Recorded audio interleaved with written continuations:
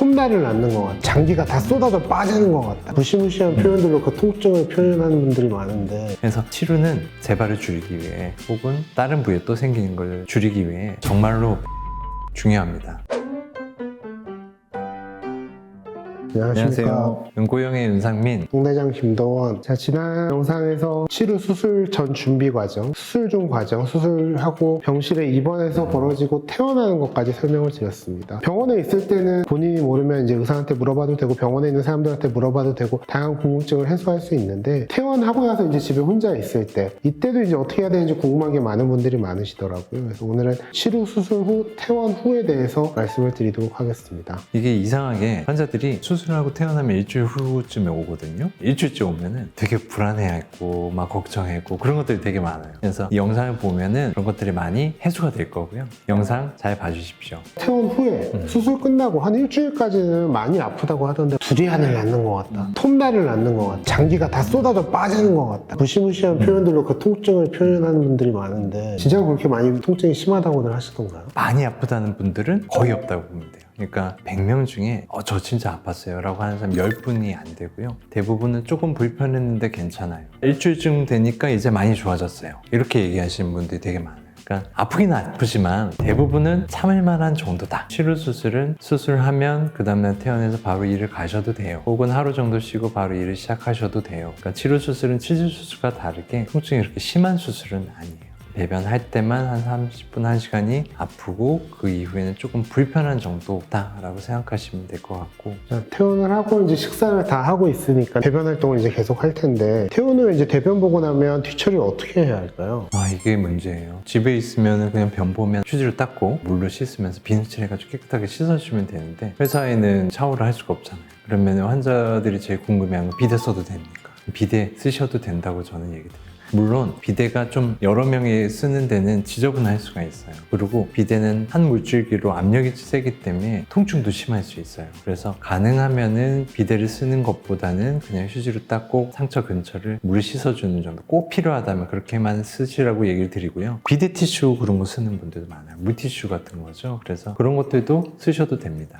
자, 퇴원 후에 식사에 있어서 가장 신경 써야 되는 건 어떤 게 있을까요? 내가 치료가 걸렸다면 나는 설사하면 안 돼 라고 생각하시면 돼요. 그래서 변은 하루에서 이틀에 한 번 정도 부드러운 변을 볼 수 있게 식사를 조절을 하셔야 돼요. 그래서 식이섬유도 너무 과하게 먹고 매운 거나 기름진 거, 우유나 요구르트, 밀가루 음식, 빵이나 면, 물론 밀크커피 라떼 같은 것도 포함되겠죠? 술도 당연히 안 될 거예요. 그래서 변을 묽어지게 할 수 있는 음식은 다 먹지 않고 변을 부드럽게 볼 수 있게 야채를 많이 드신다. 신경 쓰시면 될 것 같습니다. 자, 이제 퇴원을 하고 회사생활, 일상생활 하면서 주의해야 될 점들이 따로 있을까요? 먹고 청소하고 뭐 간단한 일들을 하고 잠깐 앉았다 일어났다 그런 것들은 치료 수술 후에 문제될 건 전혀 없습니다. 근데 격렬하게 운동을 하거나 달리기를 한다. 근데 항문 상처가 있고 꼬지가 껴져 있잖아요. 쓸려요.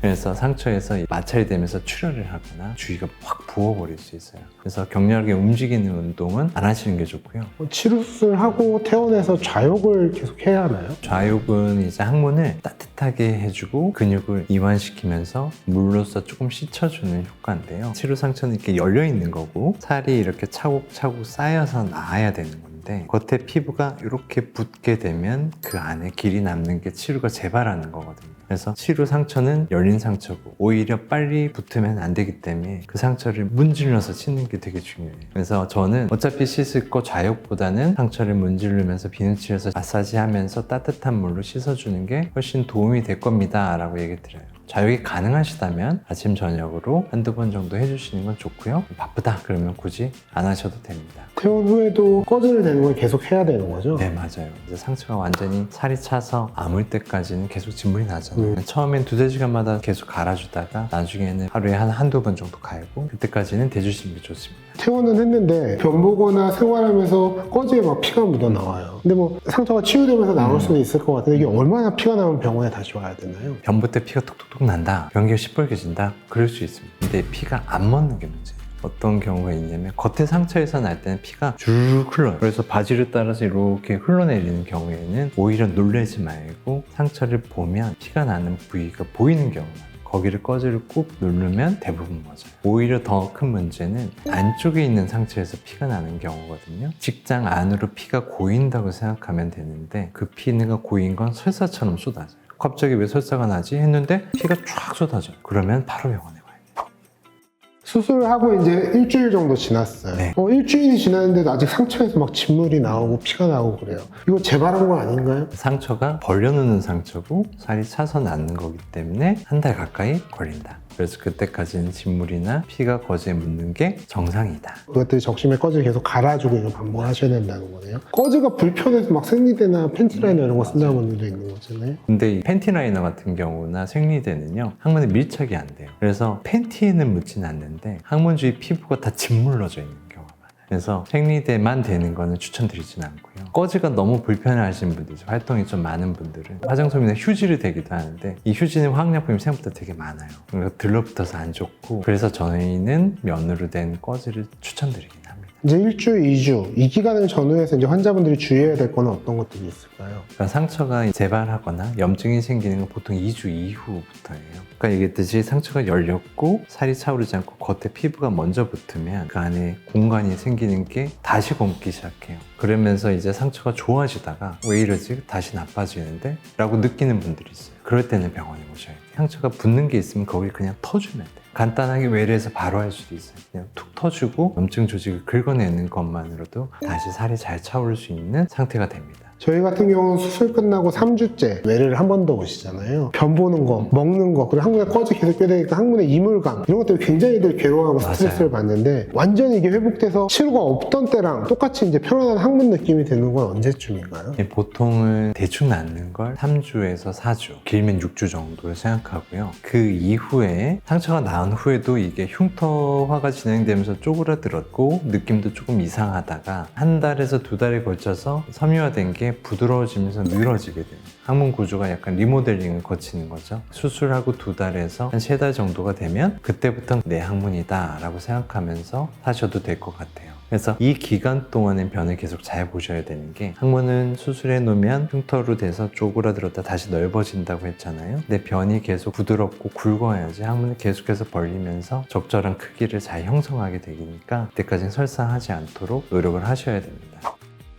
이 수술 받으신 환자분들은 이제 또 다른 궁금증이 치료 재발하는가? 재발 안 하려면 어떻게 해야 되는가? 이런 얘기들을 많이 하세요. 한번 설명을 해주시죠. 그러니까 치료는 재발할 수 있어요. 두 가지 정도를 먼저 생각해 볼게요. 항문선에서 이제 치료가 생긴다 그랬잖아요. 항문선은 한 10개에서 20개 정도가 있어요. 그 중에 하나가 고장이 나가지고 골문 거예요. 그러면은 또 다른 항문선에서 고장이 나서 골물 확률은 한 번 생겼던 사람이 높을까요? 한 번도 고장 안 난 사람이 높을까요? 생겼던 사람의 확률이 훨씬 높겠죠. 그거예요. 이번에 3시에서 고장나서 골맞는데 이번에는 9시에 골맞어요. 그럼 이거 재발입니까? 재발은 아니죠. 두 번째, 진짜로 치료가 재발할 수 있어요. 그 자리에서. 상처가 이렇게 열어놨는 게 아까 얘기했듯이 피부가 붙어서 그냥 재발되는 경우가 확률적으로 한 100명 중에 한 4명에서 5명 정도 됩니다. 환자분들한테는 이제 수술 후에 재발을 안 하려면 첫째가 설사하지 않는 것이 제일 중요하다. 그리고 음주를 하는 것도 줄이는 게 중요하다. 이렇게 설명을 드립니다. 음주와 설사 자체가 농양을 계속해서 만드는 유발 요인이니까 이제 그걸 피하라는 맞습니다. 그러니까 재발 안 하려면 농양이 생기거나 치료가 있을 때 바로 와서 수술을 빨리 하시는 게 훨씬 안전하죠. 맞아요. 결국은 고름이 생기면서 빵빵해져요. 빵빵해지면 압력이 높아지니까 고름이 여기저기로 다 뻗쳐나가는 거잖아요. 심한 경우에 항문을 완전히 뺑그르르 둘러싸는 말발굽 모양의 농양을 형성을 하기도 하고 직장 쪽으로 뻗쳐가기도 하고, 그러면서 그때 생겼던 길들이 있을 거 아니에요. 여기저기로. 그런 게 다 재발의 원인이 되는 거예요. 그래서 범위가 작으면 대부분 재발하지 않아요. 재발하는 게 복합 치료들을 다 감안해서 수술했을 때 100명 중에 4, 5명이라면 일반적인 단순하고 간단한 치료는 100명 중에 뭐 한두 명이 될까 말까일 거예요. 그리고 상처에서 피부 밑으로 생기는 작은 길들은 국소 마취로 간단하게 입원 없이 해결할 수 있고, 그럴 때는 괄약근 손상 거의 없어요. 그러니까 간단하게 해결될 수 있는 것들이기 때문에 심해지기 전에 오시라 꼭 얘기 드리고 싶습니다. 하지만 다른 부위에 생긴다면 그건 얘기가 다르죠. 그쪽에 있는 괄약근이 또 손상이 돼야 될 거니까요. 그래서 치료는 재발을 줄이기 위해 혹은 다른 부위에 또 생기는 걸 줄이기 위해 정말로 변 조절이 중요합니다. 치료 수술이 기본적으로 이제 괄약근을 건드릴 수밖에 없으니까 괄약근이 약해지면서 변식음이 오지 않는가 이걸 걱정하는 분들이 많아요. 변실금은 확실히 확률이 높아진다고 생각하면 됩니다. 항문의 힘이 이렇게 점점